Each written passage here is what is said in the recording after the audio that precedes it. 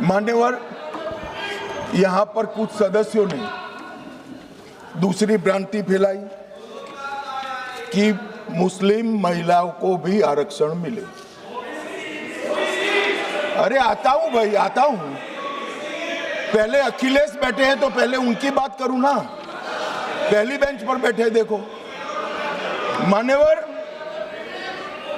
मैं यहां सरकार की, संविधान की और भारतीय जनता पार्टी की नीतियों की पॉलिसी के बारे में स्पष्ट करना चाहता हूं। भारतीय संविधान धर्म के आधार पर आरक्षण को स्वीकार नहीं करता है। मान्यवर, इसके दो कारण हैं। पप्पू सुन लिया ना? अब शांति रखो, ठंड रखो यार। चलो मान्यवर, आरक्षण पाने की योग्यता पहला कारण है। आरक्षण पाने की योग्यता ऐसी नहीं होनी चाहिए जिसको कोई प्राप्त कर सके। ये संविधान की बात मैं कर रहा हूं। अगर आज कोई अन्य धर्म का व्यक्ति है जिसको आरक्षण मिलता है, यहां नहीं मिलता है, और अगर वो मुस्लिम बन जाता है तो उसको आरक्षण मिलेगा। तो आरक्षण जन्म से ही मिलता है मान्यवर, किसी प्रकार से प्राप्त नहीं किया सकता, इसलिए वहां पर उसको सील किया है।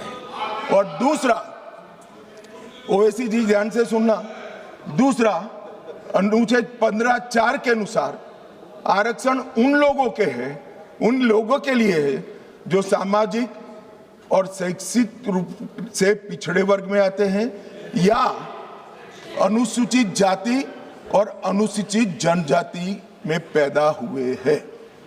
अनुच्छेद 16(4) इसके तहत आरक्षण पिछड़े वर्ग को, नागरिकों को दिया जाता है।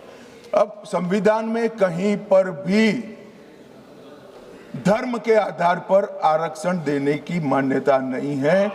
ये इंडी अलायंस वालों ने अपनी तुष्टीकरण की राजनीति के कारण इस देश में मुस्लिम आरक्षण की डिमांड खड़ी करना चाहते हैं, और इस संविधान की बात करते हैं। कोई भी संविधान पढ़कर बता दे मुझे, संविधान के किस आर्टिकल से धर्म के आधार पर आप आरक्षण करोगे? कोई बता दे मुझे। एक भी आर्टिकल में कोई प्रोविजन नहीं है मान्यवर। इसलिए भारतीय जनता पार्टी, हमारी सरकार, दोनों का नीति स्पष्ट है। जो संविधान सम्मत नहीं है वो धर्म के आधार पर आरक्षण हम ना भी देंगे, ना कभी किसी को देने देंगे।